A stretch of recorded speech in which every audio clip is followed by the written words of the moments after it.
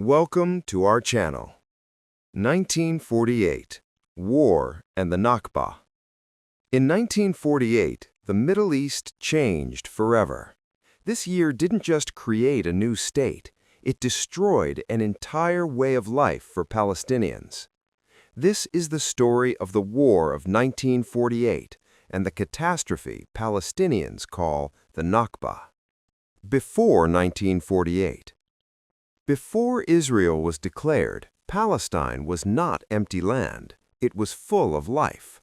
Palestinians lived in cities like Jaffa, Haifa, Jerusalem, Acre, and hundreds of villages.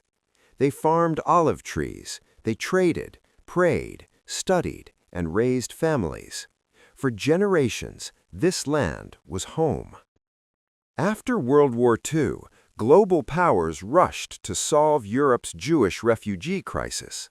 Palestine was chosen without asking the people already living there.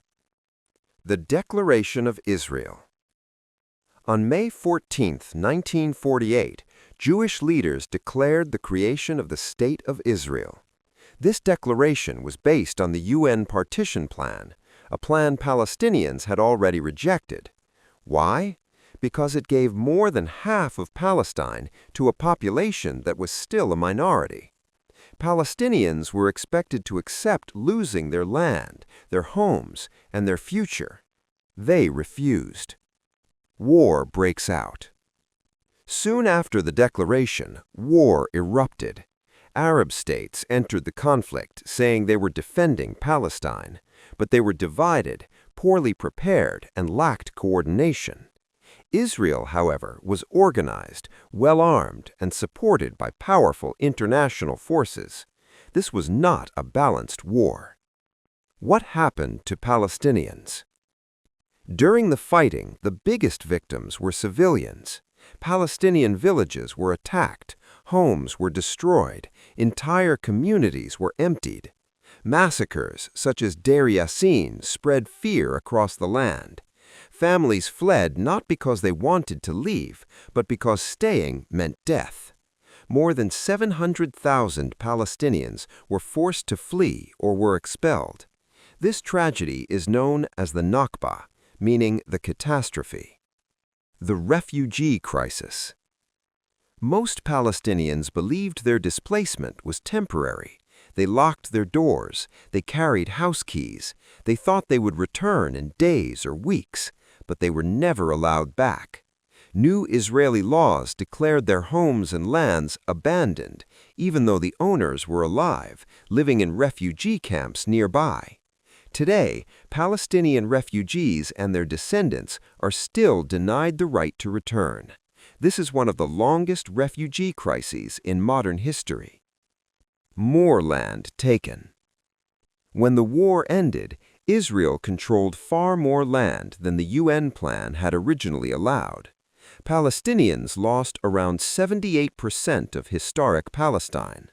What remained was fragmented: the West Bank, Gaza Strip, East Jerusalem. Hundreds of Palestinian villages were erased from maps, their names disappeared, their history was buried. A one-sided story. Much of the world celebrates 1948 as Israel's independence. For Palestinians, it marks loss, exile, and trauma.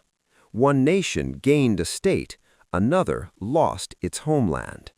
This was not just war, it was mass displacement. Palestinians did not leave by choice, they were forced out. Why 1948 still matters. The Nakba did not end in 1948. Its impact continues today. Millions of refugees, military occupation, land confiscation, stateless generations. Every refugee camp, every demolished home leads back to that year. To understand today's conflict, you must understand 1948. History should be told honestly, not only by those in power, but by those who lived it. Palestinians are still here. They still remember their villages. They still hold their keys. 1948 was not just the birth of a state, it was the destruction of a nation. Subscribe for more information.